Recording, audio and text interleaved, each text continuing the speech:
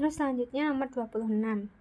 Skema pembiayaan BPJS Kesehatan pada kasus ini. Nona Buttermilk usia 19 tahun.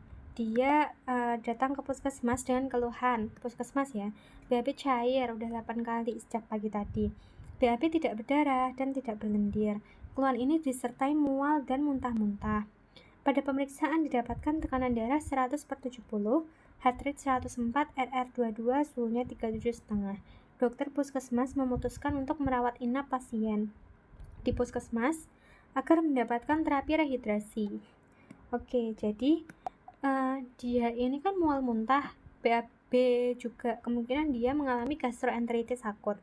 Terus dia mau dirawat inap. Nah, yang kita perlu lihat adalah dia settingnya di mana. Apakah dia di puskesmas atau dia ada di rumah sakit. Kalau di puskesmas dan dia masuk ke dalam kondisi yang ditanggung oleh BPJS, misalkan penyakit GEA ini atau dengue fever atau yang lain gitu, itu nanti dia bayarnya pakai sistem kapitasi. Kalau di rumah sakit nanti bayarnya pakai INA-CBGS. Terus ada kondisi-kondisi yang dia non kapitasi yang bisa di puskesmas, misalkan apa? Misalkan pelayanan KB. Kalau pelayanan KB itu dia termasuk yang tidak ditanggung BPJS. Nanti yang menanggung biaya KB itu adalah si BKKBN gitu. Terus misalkan fee for service. Kalau fee for service ini tidak dijamin ya. Jadi tujuannya itu biasanya ada beberapa dikelompokkannya. Misalkan untuk tujuan estetik, misalkan pasang behel gitu ya. Gitu. Nah, itu nggak ditanggung sama BPJS. Jadi pada kasus ini dia pakai yang sistem kapitasi. Nomor 27. Mekanisme klaim biaya perawatan. Pada kasus seperti ini disebut Tuan Gidget usia 40 tahun dirawat di RS karena mengalami stroke iskemik. Pasien merupakan peserta BPJS Kesehatan Mandiri kelas 1 sekaligus peserta asuransi swasta. Pasien saat ini ingin dirawat di bangsal perawatan VIP. Selisih biaya perawatan kelas 1 dan VIP akan ditanggung oleh perusahaan asuransi swasta tersebut. Mekanisme klaim biaya perawatan pada kasus seperti ini itu disebut apa gitu. Oke. Jadi sebenarnya BPJS itu tuh dia boleh naik kelas. Nah, tapi ada aturannya. Yang pertama, kalau kita bahas pada kasus pasien ini dulu ya. Kan dia aslinya kelas 1 ya. Kelas 1. Dia pengen naik ke VIP. Tapi ini asuransi swasta ya. Sisi biaya perawatan. Oke, enggak apa-apa. Gini. Jadi kalau misalkan dia dari kelas 1 mau naik ke VIP itu boleh. Nanti dia tinggal membayar biaya tambahan aja. Nah, biaya tambahannya ini itu maksimal 75% dari tarif INA-CBGS. Dari tarif INA-CBG kelas 1. Nah, untuk biaya VIP itu tuh sebenarnya terserah rumah sakitnya ya. Dia mau menentukan biaya VIP itu tuh berapa, itu terserah rumah sakitnya. Cuma BPJS itu membatasi, jangan mahal-mahal dong. Maksimal kalau mau pakai biaya tambahan ya cuma 75% aja dari tarif INA-CBGS kelas 1 gitu. Misalkan nih dia apendisitis akut ya, biaya aslinya adalah 10 juta ya. Terus dia pengen naik ke VIP, ya udah berarti maksimal biaya tambahan yang harus dibayarkan oleh si pesertanya ini 75% dari 10 juta. Berapa? 700 7.500.000 gitu. Nah, ya udah, jadi intinya adalah begitu. Makanya nggak boleh mahal-mahal gitu nentuin paket VIP-nya gitu. Karena nanti ujung-ujungnya ya udah cuma bisa dibayar maksimalnya 75% aja dari tarif inasi bijis kelas 1-nya.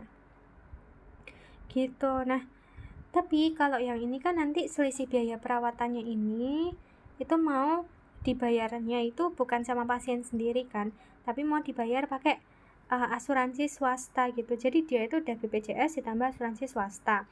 Nah, mekanisme klaim biaya dengan dua asuransi ini itu namanya apa? Gitu yang dimaksud oleh soalnya.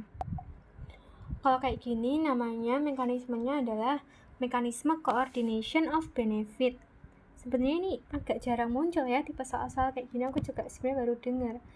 Terus baru belajar kalau bahwa si coordination of benefit ini artinya koordinasi terjadi gitu antara BPJS Kesehatan sama asuransi swastanya. Jadi nanti biaya perawatannya itu dapat saling melengkapi.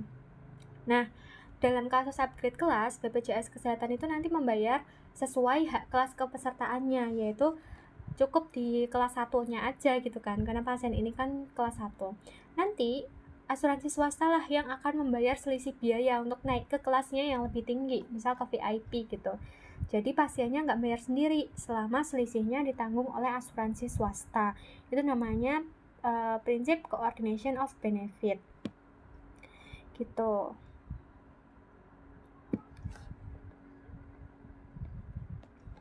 Terus nomor 28. Berikut ini yang bukan kemungkinan. Kondisi yang dialami pasien adalah Tuan Musyu 45 tahun dibawa ke IGD karena tidak sadarkan diri dan tampak berdarah-darah. Setelah dilakukan anamnesis lanjutan kepada pengantar pasien dan penyelidikan oleh pihak yang berwajib, maka kondisi pasien saat ini termasuk dalam tanggungan jasa raharja. Oke, jadi soalnya ini berikut ini yang bukan kemungkinan kondisi yang dialami pasien. Jadi maksud soalnya adalah kan dia ini ditanggung sama jasa raharja. Kalau bukan kondisi yang dialami pasien, berarti kondisi apa yang nggak akan ditanggung sama jasa raharja? Itu maksud dari pertanyaannya ini gitu. Oke, jadi jasa raharja itu biasanya dia menangani korban-korban kecelakaan lalu lintas. Tapi nggak semua korban KLL itu bisa dia tanggung. Apa aja yang tidak ditanggung? Nah, yang pertama adalah kalau misalkan dia kecelakaannya disebabkan oleh orang itu sendiri gitu, pengendara maupun penumpang kendaraan pribadi yang menyebabkan kecelakaan. Jadi pelaku dalam kecelakaan beruntun gitu ya, misalkan ada motor sama mobil, pengendara mobilnya ini dia mabuk kan, terus dia nabrak motornya, kan itu bukan kecelakaan tunggal ya, itu kecelakaan lebih dari satu kendaraan. Nah, tapi yang boleh ditanggung sama jasa raharja itu cuma korbannya, cuma si pengendara motornya. Si pengendara mobilnya yang mabuk sambil nyetir yang menyebabkan kecelakaan itu tuh nggak ditanggung sama jasa raharja. Terus yang kedua adalah kendaraan maupun pejalan kaki yang menerobos palang pintu rel. Terus terobos palang. Yang ketiga, kecelakaan yang disebabkan perlombaan kecepatan atau kebut-kebutan dan bencana alam itu nggak ditanggung. Terus yang keempat, kecelakaan tunggal. Yang kelima, itu kecelakaan karena bunuh diri, terus percobaan bunuh diri, mabuk atau tidak sadar maupun melakukan kejahatan. Nah, intinya nomor 2-5 ini sesuatu yang dia menyimpang dari aturan, melanggar aturan, itu nggak ditanggung sama jasa raharja. Misal dia sengaja menabrakkan dirinya di depan bus, itu nggak ditanggung sama jasa raharja, karena dia sengaja pengen bunuh diri, itu nggak ditanggung. Nah, jadi itu yang nggak ditanggung. Nah, sekarang kita lihat nih, penumpang angkot yang mengalami kecelakaan. Ini bisa ya, karena kan dia kecelakaan dalam atau akibat angkutan umum. Ini bisa ditanggung dan dia penumpangnya ya. Jadi ya udah, dia adalah korban dalam hal ini, dia bisa ditanggung. Terus korban tabrak lari. Korban tabrak lari ini dia juga bisa ditanggung sama jasa raharja. karena bukan akibat ulahnya sendiri kan akibat orang lain yang nabrak dia gitu. Terus menabrak pohon karena mengantuk saat berkendara. Nah ini nggak ditanggung karena dia kecelakaannya tunggal gitu ya, menabrak pohon bukan menabrak kendaraan lain gitu. Jadi ini nggak ditanggung sama jasara harja. Terus ditabrak oleh kendaraan yang melanggar traffic light, ini ditanggung. Kenapa? Karena pertama dia kecelakaannya nggak tunggal. Terus yang kedua dia bukan pelaku, kan dia ditabrak, berarti dia adalah korban.